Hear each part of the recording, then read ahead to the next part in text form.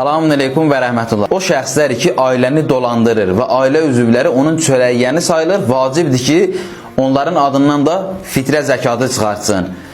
Və o şəxslər ki, fəqir deyil, kasıb deyil, onların məxarici, yəni xərcliyi onlara yetişir normal həddə, özlərini yola verə bilirlər və kasıb fəqir deyirlər, bəli, onlara vacibdir ki, fitrə zəkatı çıxarsın və fitrə zəkatı orucun qəbuluna səbəbidir. Yəni, orucun qəbul olmasının şərtlərindən biri də fitrə zəkatıdır.